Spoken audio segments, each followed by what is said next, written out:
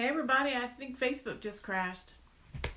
I got all going hot and strong and stopped taking apple juice break and suddenly it was stopped. So I'm going to just give us a second and see if you guys figure out how to jump back on and maybe I can splice them together later. Hey Heather, I'm glad you're back.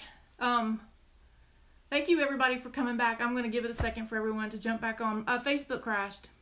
I've never had that happen again. Hello!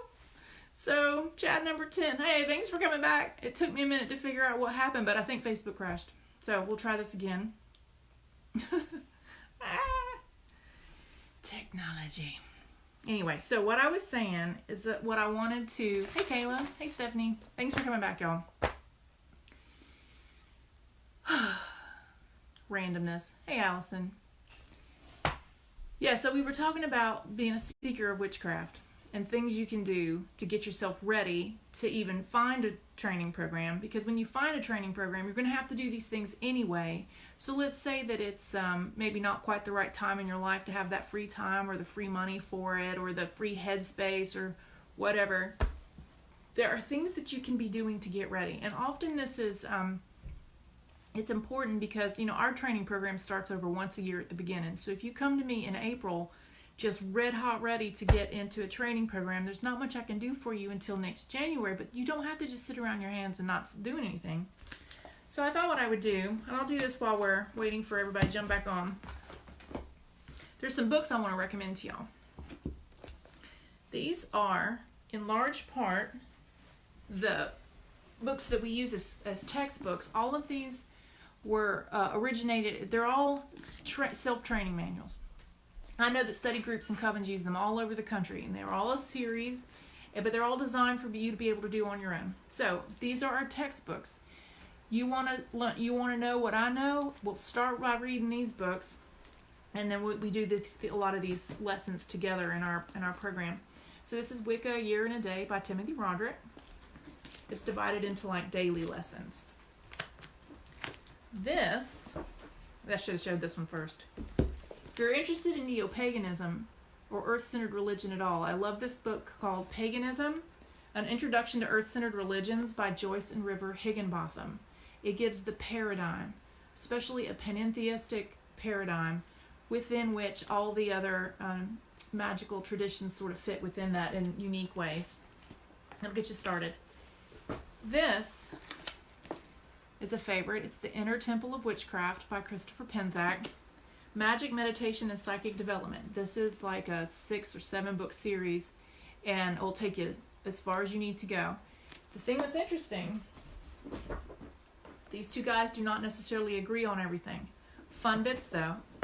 Timothy Roderick is a clinical psychologist. Fascinating perspectives on things. Christopher Penczak started his education in chemistry and was trained by Laurie Cabot in part. So they bring the science of witchcraft to it. And I love the science of witchcraft. As a matter of fact, I just got a copy of Laurie Cabot's book, The Power of the Witch, where she introduces the Kabbalion 7 principles of Hermeticism. And those ended up in this book. You want them described for you really well? Brilliant stuff here. This is an even older book. This is an old cover. And the title of this thing has even changed slightly in the newer editions, but it's by Vivian Crowley, or Crowley, not sure how she pronounces her name. The Old Religion and the New Millennium, Wicca. It's considered a Wicca 101 book. I'm here to tell you it is not a 101 book.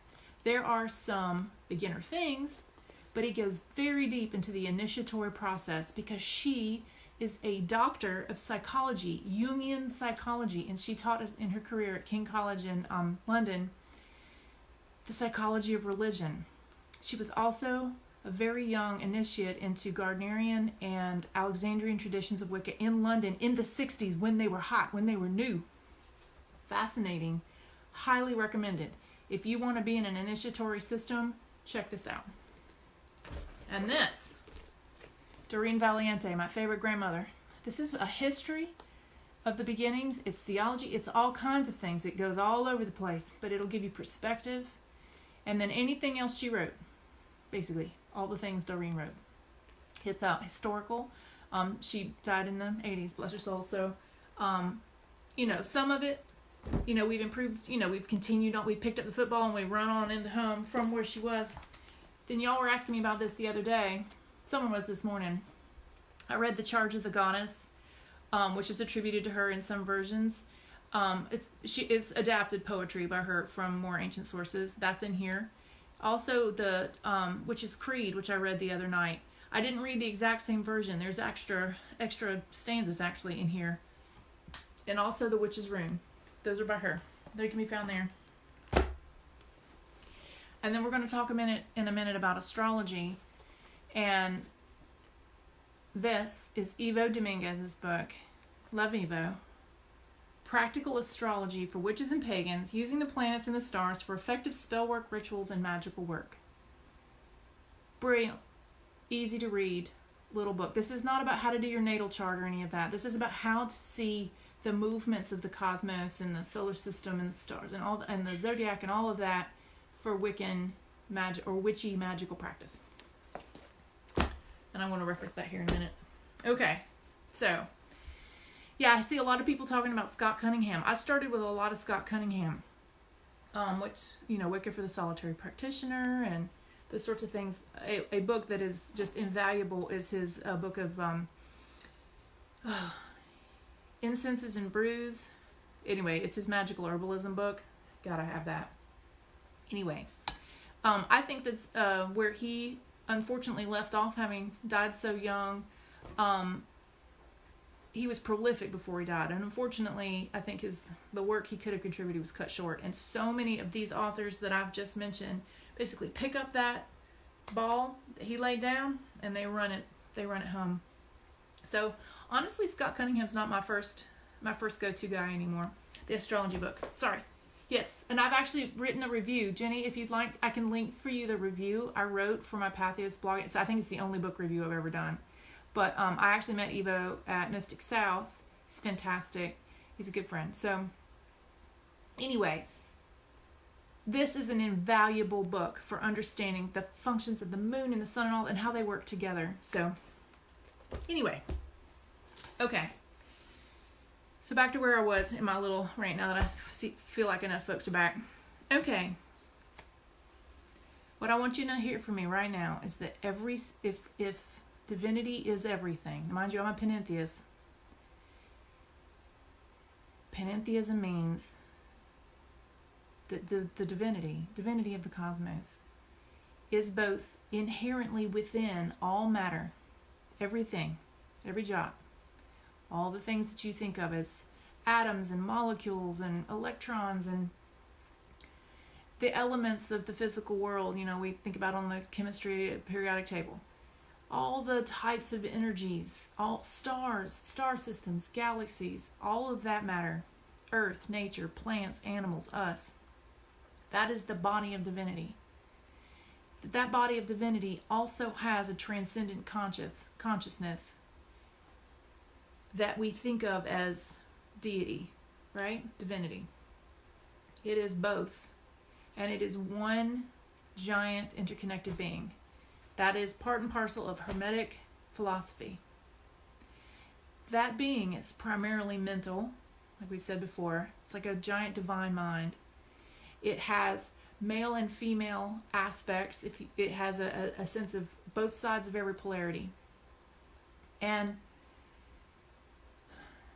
we call that in Wicca, we call that the god and the goddess. And therefore, everything in the cosmos is made out of the interaction of those two polarities. We call it the two who move as one, is the great spirit of the cosmos. Every single thing that happens everywhere all the time is divinity. It is made of their divine love.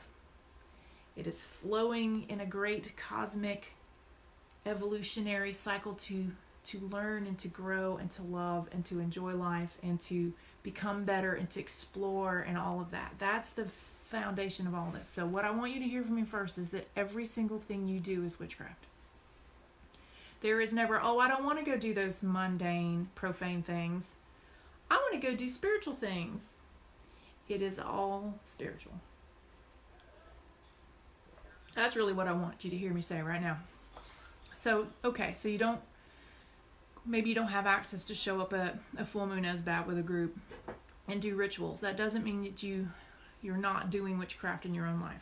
So the question is, for that higher octane work, that's not just for any old body to just do.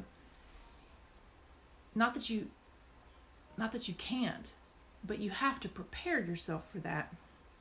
Otherwise, it's like a little kid, playing with firearms. You got to understand how that works. You have to be ready and strong enough to do these things. And so your first work before you is to figure out if you are physically, mentally, emotionally, financially, especially mentally stable enough at this time in your life to be able to do the higher work. And my suggestion is to start by thinking about this as the root chakras, with the root chakra, right? You have the chakra system, an energy system which interlaces consciousness with the physical body. This is from Hinduism, but it's also part and parcel of witchcraft, Western witchcraft also. So we're going to start our way. The root chakra is where consciousness first enters the flesh. It's caveman down there, but we're going to start there. So we're going to work our way up from there. So the things you can be doing. And I'm going to point out that this blog is what seeded much of the book that I am currently trying to write as a starter book. So much more of this I've been going into details and spell work and all the rest. But think about it starting at the root chakra with elemental earth. Are you physically healthy, secure, independent? Before you begin that in your life, that is what is the difference between a child and an adult. And that ability to fully establish that happens with everybody in their own unique time. So regardless of what age you are, that is your first step. You currently have the resources you need to survive and thrive. Would you have enough leftover time in your day to do the reading and the meditation and the ritual work and the explorations properly? Witchcraft is a very demanding pursuit. It isn't well suited to everybody. It is very demanding, and if anyone tells you otherwise, I think they're selling something you don't want.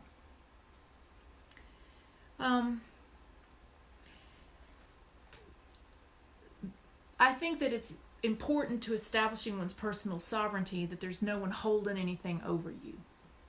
There's no external locus of control. There's no outside force that is imposing its will upon you in a way that would limit you in what you need to do. You're going to have to deal with that eventually. Might as well start at the beginning. Now, I say that because we're not all raised in households or cultures or families or areas where this sort of thing would be acceptable. And so if you are at this moment requiring, the aid of, say, parents or, family or whatever that have a very strong opinion against this, such that you would feel like you need to hide it from them or be clandestine or lie or whatever, my suggestion to you is make your first witchcraft be about establishing your sovereignty. If let's say you're living with your parents because you're going to school, that's great. Finish your education. Get that job you need that will help put the food on your table and the roof over your own head so that you have that one more level of sovereignty. Same thing, if you're involved in a relationship with someone and you depend on them for your way in the world, but they would never approve of what you want to be studying and the contents of your heart, if they must be kept a secret, the contents of your soul and your mind must be kept a secret from someone who would hurt you or extort you in some way because, it puts some outside force to try to bend your free will to theirs, I think your first order of business is to liberate yourself from that. That is something that I had to do. First from my family. When I was young, I had a very loving family, very loving, supportive parents. But my mother was a fundamentalist Christian, and she was a holy roller, and I do mean she put the fan and fanatic. Constant battle. She was a Sagittarian.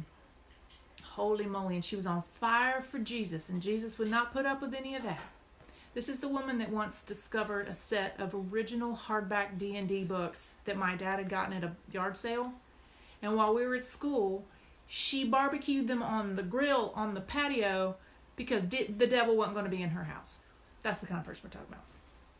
So, as much as I loved and respected her, while I needed my parents to help me get through school and all of that, I kept my stuff on the DL, but I also kept it on the back burner. And then I got my job, and I moved out, and I made my own way in the world, and by God, you can't tell me what to read in my own house. But it really did take a long time to establish my sovereignty, and beyond that, I was in a long marriage where it became very clear that that would not be copacetic. So, ultimately, for many reasons, chose to move forward into, leaving that behind, and everybody's better off, I promise. Very painful stuff. But the divorce actually happened after I said, you can't tell me what to do with my soul anymore. I have my own mind and my own spirit, and I pursued it on my own. And, it couldn't be handled. It was not healthy. And ultimately, it was a decision to part company. But I think it's important when you want to live honestly and authentically as yourself, that if there is, especially if it's an abusive situation, personal sovereignty requires that you get the hell out of that. And there's much magic that could help you achieve that. But that's the work set before you. I'm here to tell you that personal sovereignty is required.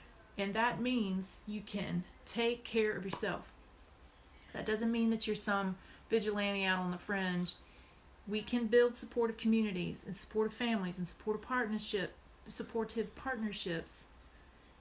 But they have to be based on an authentic expression of who you are, or you will not be happy in this situation. If you try to say, okay, Cosmos, I want to be your witch, I want to be your priestess, and I'm going to do your work, they're going to say, oh, good, Kajoo! And they're going to remove the hard way from your life. Anything that impedes your progress, you won't necessarily like it if you let them do it, help you do that in that manner. Right after my original self-initiation, after my first year and a day of study, I dedicated to the element of fire, and I said, I intend to be the hands of change. Everything left my life in 1 year. Within a few months, my mother passed away of a cerebral hemorrhage. Devastated me. Marriage hit the skids. The study group I was in was not serving my highest good as much as we tried.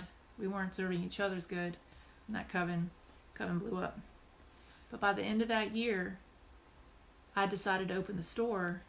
Also, when I said, I want to do this work for you full time. I want to be a witch full time. I want to be a priestess someday. I just need the means to do this. One of the things that happened from all of the changes in my life is that financial resources came my way that enabled me to open the store and to do what I do for a living. So it all worked out in the long run. But anyway, the bullshit will be stripped away. You can do that first on your terms. Okay.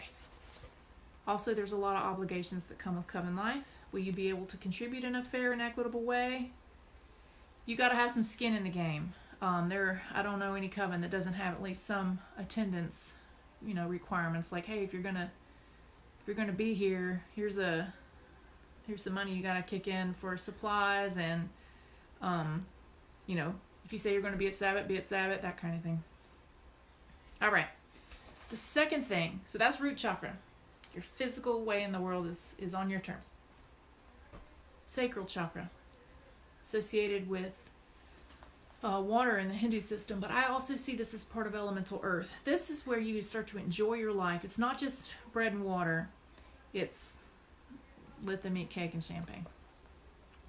So the most goal of esoteric philosophies is to know thyself. So the question I want you to ask here before you start trying to get into advanced witchcraft or just start throwing down spells is, do you know who you are? You have to set your moral compass based on something real, not an externalized, like somebody else has projected what they think morality is or ethics is on you. Don't just blindly follow some 10 commandments or whatever. I'm here to tell you, as much as I would say let's all be law-abiding citizens, the greatest evils ever committed by humankind were legal. So just blindly following someone else's set of rules is still an externalized locus of control, security, and authority. Mostly authority in this case. How are you going to know who you are and what you stand for? What makes you awesome? The goddess, and when I say goddess, I mean with a slash between the two D's, as the two who move as one. God and goddess. The goddess manifested as you on purpose. You have a very unique set of talents and skills and quirks and foibles and weirdnesses, but you're awesome. You got to fully explore who you are and be very strong in that sense of security and authority in yourself. Or some of the more challenging, we call it shadow work. It's hard to evolve into a higher consciousness being. It means you've got to check your little ego at the door sometimes. It means you get a lot of ego spankings along the way that will help you understand where you stand as both a divine being with ultimate cosmic power, but within an interconnected and interdependent cosmos. With great power comes great responsibility, right? So, my suggestion for the Sacral Chakra is to remember that you get to enjoy your life. This is witchcraft. Your body is a gift. Pleasure is your gift. How do we know that to be embodied here on earth is the heaven that we've all been told about? Because when disembodied spirits are wandering around, what do they want more than anything? They wish they were alive. They wish they had a body. The body and the five senses, this illusion of separateness that we have, that's the gift that we can explore for a time while we're here. So remember the phrase in the Charge of the Goddess is, all acts of love and pleasure are my rituals. Love and pleasure. So that's your charge. Your ritual to the goddess is to figure out, what do you like? What do you not like? Life is here for you to explore. You know, they say, oh, you gotta sow your wild oats. Do that until you figure it out. Please be responsible enough about it, not to hurt anybody, but they say do that before you settle down. As a middle-aged person who's as settled as they come, I'm telling you, please do that. Do it while you can. Just don't be an asshole about it, that's all. So figure out what healthy, beneficial things you enjoy about life, what is important to you, what is sacrosanct to you. Go do those things. So for example, I give you sacred permission right now to explore your sexuality, whatever that may be for you. Try different kinds of food. Try different styles of dancing. If you don't dance, you are missing out. The only bad dancer on the dance floor is the one who's not dancing, right? Art, culture, hobbies, music. Develop a personal fashion style. Figure it out. Read. Read things that you don't normally read. Travel. Go places no one in your family has ever gone before. Passivity is not a witching trait. So you're going to have to at some point explore on your own concepts in politics and philosophy. Where do you stand on the important issues? Do you even know why, or are you just a parrot for your parents? Seriously. And you got to get out of your own backyard to get some perspective. Become a person of strong character. And that way you can calibrate your moral compass based on diverse experiences and diverse understanding of how we're all coming at this life and spirit thing with our own sovereign free will. If we're all divine beings sent here, perfect as what we're meant to be doing, then it's all okay. Well, as long as it's in alignment with nature. Evil happens, yes. But you have to understand that just because something is different than you doesn't necessarily make it bad, right? How are you going to do that unless you explore? So here's my other thought. We spend so much of our young lives. So there is a point in our young life between adolescence and at least, 25, 28, 29, when we are differentiating who we are as individuals and we are separating from our parents. This is normal and natural, and it is a long, slow process that must be accomplished in order to internalize your locus of control, which you cannot be empowered until you do that. So if you're seeking empowerment of witchcraft, you've got to do that first. So go ahead and do the work of figuring out who you are not. This is what we do when we're teenagers. Unfortunately, there's a lot of old folks running around still thinking about themselves in terms of what they are not. So, I am not a child. I am not my parents' religion. I am not my parents' political party. I am not a victim anymore. I am not insert whatever pigeonhole somebody tried to jam you in. I am not a cis woman. I mean, I am. But, these are the things we have to understand about ourselves. And there is a time period for you to do that. So please do that. You have to differentiate yourself and separate from your upbringing. That does not have to be done disrespectfully. You do not have to chuck a grenade backward over your shoulder and blow them all up as if they don't have the free will and right to do what they want to do too. You just have the right to think differently with respect, separate from them. Remember, namaste away. All right. But you have got to get to the other side of that eventually and start living in the I am, right? These are the affirmations that we use so often. I am an adult. I am a sovereign being. I am a witch. I am a survivor. I am a victor. I am whatever thing that you are. I am gay. I am bi. I am trans. Get yourself into the I am. Come to peace with yourself. Most importantly, work on cultivating supportive friendships and family. Because really, witchcraft is ultimately about building relationships with both the seen and unseen powers that help to create the world and enjoy it, what we're living in. And I know that this is really hard, and I'm particularly grouchy today. But if you can't work well with people, what chance do you have with working well with angels and gods and goddesses and ancestors? So, supportive relationships, especially, I think, important when eventually you find a coven.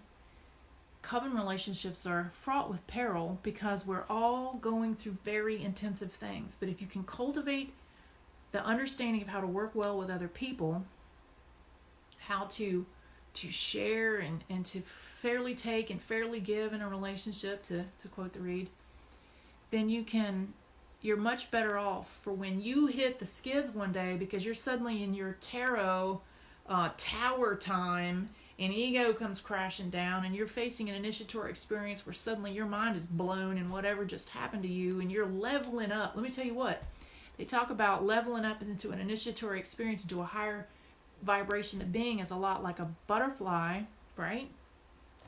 They don't just go in the chrysalis and change clothes. They have to be completely rendered into goo, boiled completely down to their components, and that can't feel good before they get remade into something beautiful and more transcendent. Having some good friends to help keep you on the rails during all that, to lean on, is going to be important. So if you can't get along with other people, you're going to be sad and lonely. I'm sorry. Figure it out. I know people are awful sometimes, but we can help each other out. Okay, the next thing is the sacred mission of the solar plexus. So now we're working our way up to solar plexus. That's the element of fire. So my question for you is, where you're putting your energy, your passion, is it in alignment with your highest divine will? Highest divine will is also that part of the great cosmic being, right? It's divine mind, it's mental. Thought creates the world. It creates from the intersection of both sides of every polarity that we like to call goddess and God, the two who move as one. It is created out of divine love, that divine love being the impetus to enjoy and to experience and to grow further. The will of that being is moving towards evolution, towards betterment. It wants to explore and be and do everything. Let's be a new thing, become better. Everything about Hermetic alchemy is about self-improvement, so that you're slowly but surely, it's like trekking up a hill, up the mountain. All these paths are going up the mountain. Every religion's trying to do the same thing, right? We're just taking our own way. But nevertheless, you want to get up a little bit higher up out of those trees so that you can see the lay of the forest, right? And that's going to be a hard road to hoe. But is what you're doing with your energy and your time and your work, is it in support of that goal? So what I wanted to talk to you about is a concept that's very important for any occultist to understand, especially young people, is the Saturn Return. Saturn Return happens around the time one is 29, but it is a 2.5 year long period. It goes between 27 and 30, and it is when you reach spiritual adulthood for the first time, between 27 and 30. The reason being, Saturn, the planet, takes 29.5 years to go all the way around the zodiac to exactly the point it was the moment you were born. But it's crossing that same zodiac sign for 2.5 years. So the whole time it's in the sign, you're going to reach a kind of critical existential crisis moment where suddenly you must examine your life. There's a reckoning. Who are you? What is your point here? What are you meant to be doing? And suddenly it will feel like a crisis. You'll have a lot of power. I did too, Heather. She says that's when she became a mommy. So I got pregnant at 27, and I delivered my first child right after 28. The earth-shattering experience, spiritual experience, that meant I could never look back on my old career or anything, which I said was, interior design. I worked hard for that career, and in a moment, none of that mattered anymore. Happened with childbirth, right after my 28th birthday. It took a while, but between 28 and 30, I was beating every bush I knew how to find a coven. I was doing secret interviews, was trying to go to things, trying to meet people. Man, it was hard times to even find it at the time because, it just wasn't around then. But I was so passionate about it all of a sudden. So it's considered a kind of cosmic rite of passage. Liz asked, what if that didn't happen to someone? Every single person has a Saturn return. If it didn't seem particularly jarring to you or to them, I would say it is because you were exactly where you needed to be, doing exactly what you needed to do, and no changes were necessary. Congratulations. We all experience it to different degrees. In my life, I was not doing what I was supposed to be doing. I was not in the relationship that supported me. I was still hiding in my broom closet, afraid of what my mother would say or do if she found out who I really was, afraid of rejection. I wasn't doing the right thing. Okay, so if it didn't seem like that big a deal, good for you. All right, but here it is. I want to read just a little something to you. Saturn, this is a quote from a website called Astro Style. They had an article called Cosmic Rite of Passage. When I link in the article, you'll be able to get that link. So they said, quote, Saturn takes approximately 29.5 years to complete one full orbit around the sun and literally return to the same zodiac sign it was in when you were born. The first Saturn return, which can happen between the ages of 27 and 30, is a rite of passage welcoming you into your more mature role here on Earth. We often see people finding careers that match the zodiac sign that their Saturn is in. So I found that folks who go ahead and dig into that work that fulfills their sacred mission will be the ones least disrupted by their Saturn return. It's a straight road to happiness, too. It is a smart prerequisite to witchcraft training to dig into your astrological natal chart. So if you have never done so before, there's everywhere online, there's so many places, you can get a free natal chart done. You'll need to know exactly where and at what time and on what date you were born. And then you can get a natal chart.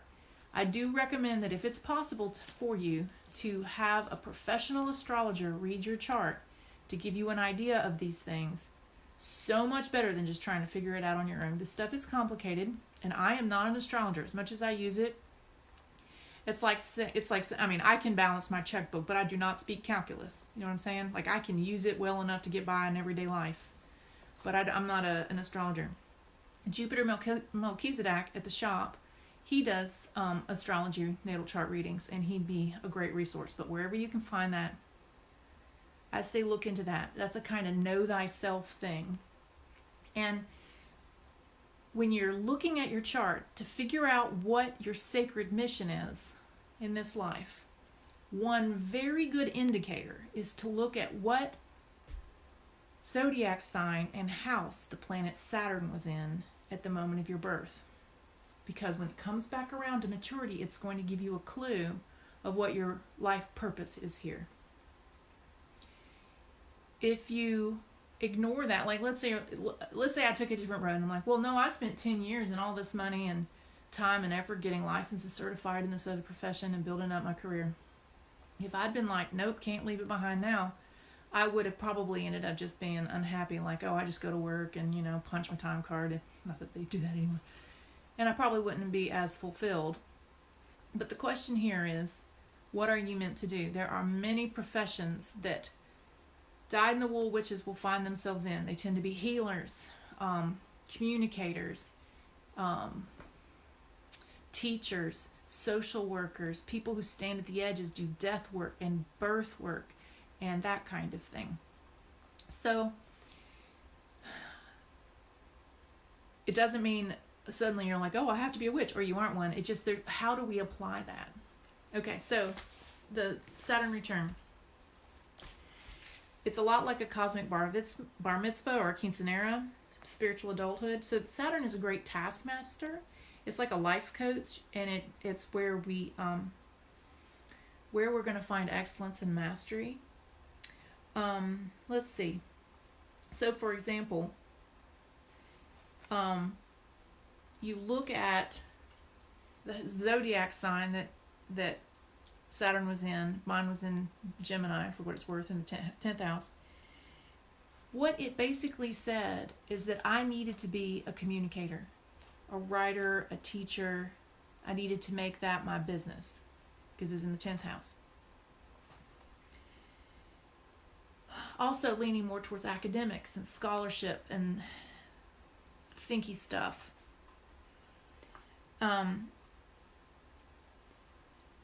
It even talks about how, in that particular scenario, it talks about how you might have a challenging relationship with your mother. Isn't that funny? Anyway, it can be a good indicator of what you're supposed to be doing. So if you figure out what you're supposed to be doing and then you put your energy, all your energy, in alignment with what you're trying to accomplish, then you'll be doing something good for yourself. Because ultimately, you're here to do your sacred mission. So the next one I want to talk about is the heart chakra. Interconnection. So all of my witchcraft is based in the heart space, right? My paradigm begins and ends with divine love. I think that to awaken from the coma of the divisive, self-loathing, dog-eat-dog, this material world, into the enlightenment and empowerment of the craft, is to realize that we are interconnected with everything in the cosmos.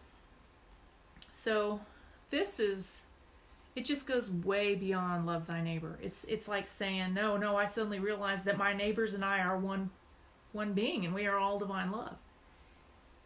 So, I'll be honest, more than anything, if I'm deciding whether or not I want to take someone as a student in the trip beyond the introductory stuff, like if, we really want to get in it, into real magic, into real divine relationship, into real the high octane stuff, right? What I need to see is that they also have managed to shift up into the heart space where they realize it's not just all me all the time. I am interconnected. I am not the weak link, right? I'm not the asshole. I'm not burning the witch. I am present to win here in all of this. I'm not still bound up in fear, in jealousy, in hatefulness or resentment. I don't spend a lot of time doing a lot of yucky identifying of who's other than me, right? Oh, but those people, those idiots, whatever. If you are coming to witchcraft because you're seeking power to exploit nature or exploit other people, as far as I'm concerned, you're not ready yet. If you are still deluded by some sense of superiority, whether that might be, or entitlement, like, oh, well, I'm white, so I'm the divine race, or whatever, you are not ready for witchcraft. To me, people give a whiff of judgmentalism about, any kind of homophobia, any of that. As far as I'm concerned, they have not yet had the epiphany, the necessary awakening to their divine interconnection that should just be intuitive, right? I think people who are witches just already know that. It's just in their soul. They're like, no, we don't do that. No, we don't abuse children. No, we don't sacrifice our elders to a disease to keep the economy running. No. We don't lash little old ladies to a pole in the town square because we like their property and we want to seize it for the church, or I don't know, you get what I'm saying?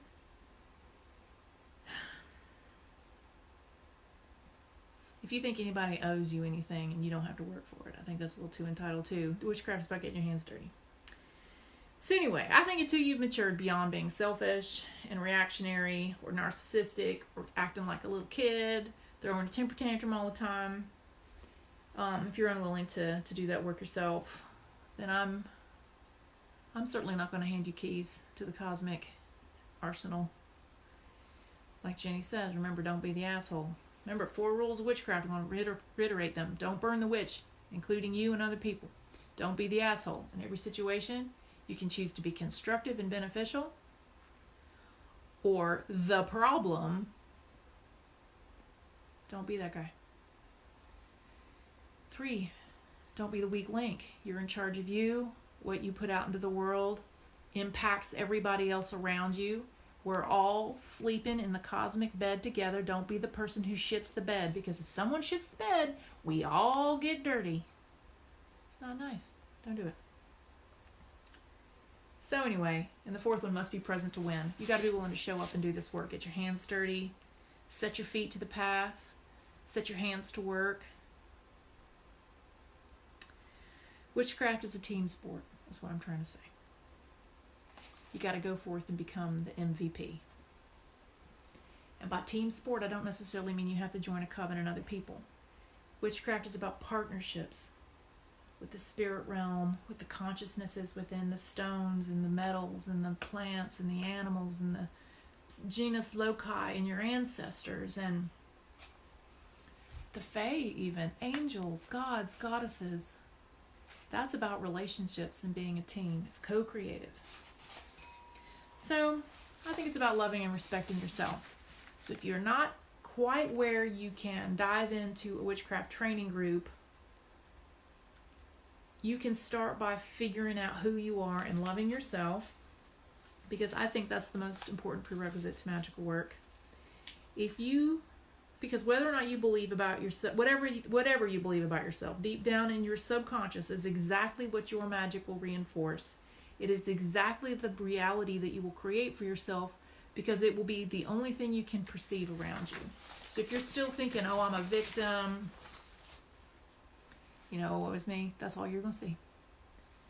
And then any magic beyond that is just going to be a waste of your time and money. So I've written a lot about this in the past. I'm going to link a bunch of my old articles because I write a lot on theology. One of those is You Are What You Believe. Another one was Witchcraft as an Orientation. I'll link those in. But I want to leave you with this bit from The Charge of the Goddess. It's one of the last stanzas. Oh, it is the very last stanza, actually, of The Charge of the Goddess. And you who think to seek her, know your seeking and yearning will avail you not unless you know the mystery. If that which you seek you find not within yourself, you will never find it without. For behold, she has been, or from the point of view of the goddess, behold, I have been with you from the beginning, and I am that which is attained at the end of desire. Spoken from the point of view of the goddess to her witches. So you got to seek within. Anyway, start at the root, work your way up. Oh! Thanks for attending, everybody. I know I got on a bit of a soapbox there, and I'm sorry that the video cut off midway. I honestly I'm not real sure I even know how to link them together, but I have a 15-year-old son who's a pro at these things, and I'm sure he'll explain it to his old Luddite mom. Anyway, y'all have any other questions for me before we depart? Any last thoughts? This is our 10th chat out of 13. I thought I might go so far as to even maybe do something for Beltane, since we're all going to be stuck at home. That'd be extra. Now that I got my YouTube channel at Heron Michelle up and running, who knows, maybe I'll do more of these things, but I've got books to write and stories to figure out how to bring into this new world in a new way. Anyway, if you got something of value from this video and you are able to contribute, we are taking donations still to benefit the Sojourner at orders@thesojo.com via PayPal. Remember, if you do donate, put your name in the box. And at the end, we're gonna draw names for some prizes and things that I've got. Some special witchy treats I've got all arranged. I really appreciate y'all coming. And like I said, I will put it all up on YouTube. And if anybody has any additional questions or whatever, it will stay up on Facebook also. And I'll go back through and look and make sure that the books that I've mentioned are linked in. And anything else that y'all have asked, I'll try to answer it for you then. Until next time, which would be Friday. Don't forget, tomorrow night before 10:26 p.m. is Dark Moon. So any of your Dark Moon stuff you got brewing.